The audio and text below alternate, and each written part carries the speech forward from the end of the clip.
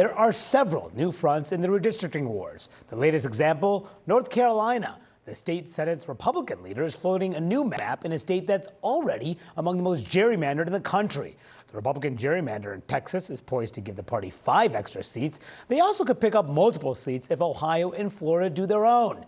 And new proposed maps in Nebraska, Missouri, Kansas, and Indiana could net them 1 more seat in each. California voters will decide in November whether to allow a Democratic gerrymander there. And Illinois and Maryland may try to add a Democratic seat as well. And in Utah, a judge has ordered them to redraw their map in a way that could add a blue seat.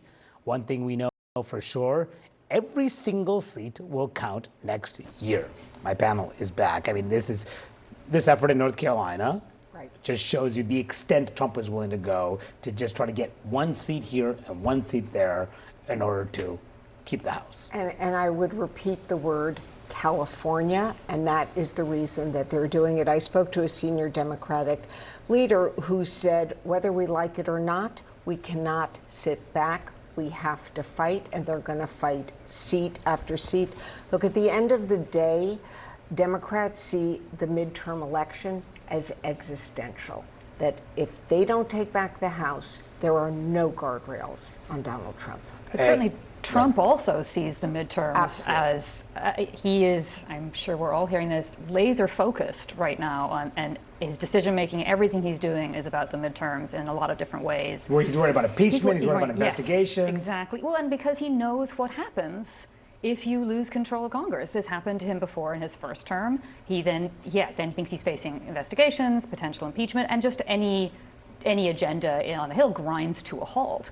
So they are incredibly focused on this in any ways that they can move the needle at the moment. And there's so few swing districts in the country, but the California issue is going to be hugely significant because the voters there will get to vote on this Democratic gerrymander to add 5 Democratic seats, an effort to respond to what happened on the Republican side in Texas. But the person who is fighting this perhaps the hardest is the former Republican governor of California and, of course, former actor.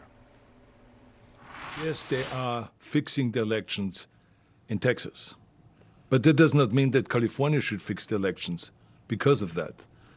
2 wrongs don't make a right. So this gives them a great opportunity by saying, oh, we have to fight Trump. Let's go and get rid of our democratic principles. Imagine to fight for democracy and to get rid of your democratic principles. It doesn't make any sense. Tens of millions have already been spent on both sides on this issue. How do you see this playing out?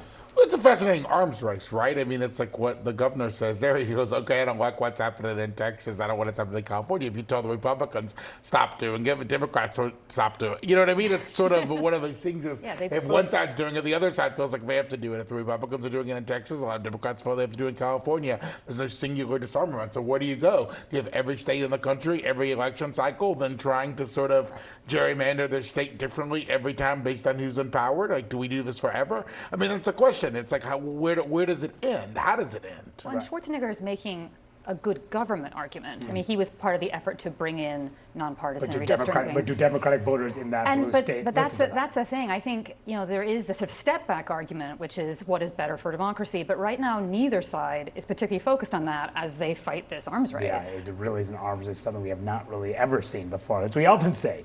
Now,